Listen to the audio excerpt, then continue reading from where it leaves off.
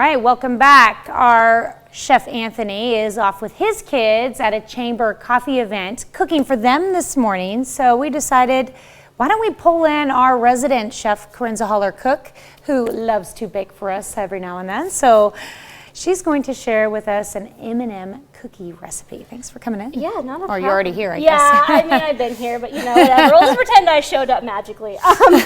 So this recipe was actually something brand new to me. I made a batch run last night just to see how it would go, and it turned out fine. The kitchen did not explode. Everything is fine in the world. So.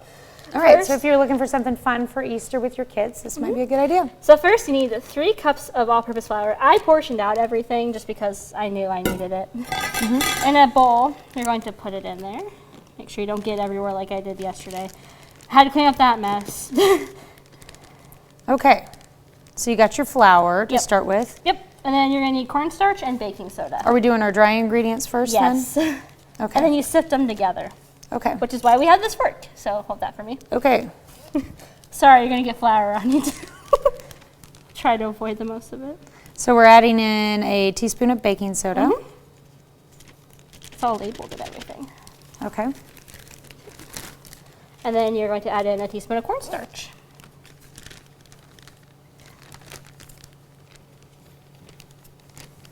Okay.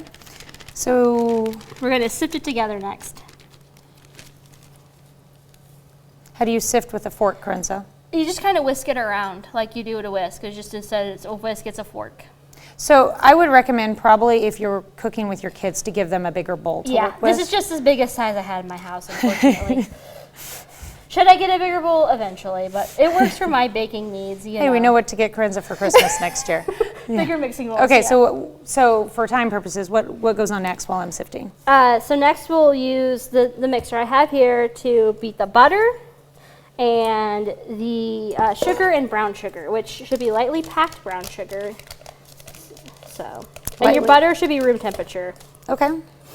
Are you using any particular type? Is it unsalted butter? It's unsalted butter. Yeah, it's Land O'Lakes unsalted butter if you want specifics. And they're just in little half sticks. They were on sale, so that's what I got. On sale is best sale. Ooh, yeah, because butter is kind of expensive right now. All baking ingredients are expensive right now. Yeah, like when I brought in cupcakes last time, I got eggs from like Simon Market because they were like $3. Shout out to Simon Market for having $3 of eggs, and they're fantastic eggs. So. Yes. Okay, so you've got your butter. Yep. And now I'm doing 1 1/4 cup of brown sugar. Okay. It's 2 sticks of butter. Forgot to mention that. And then for your sugar, it is 1/2 cup of granulated sugar. Okay. And then you're going to beat it until it is light and fluffy, which is about 2 or 3 minutes. If we want to go to break, I'll go ahead and start that process because it's going to take about 2 or 3 minutes. So. Yes. Okay, so we will go ahead and go to commercial break. We've got actually a master baker in the house for our next interview, here to talk about a bake sale coming up with the Lions Club. And after that, we'll be back to finish off these M&M cookies. We'll be right back.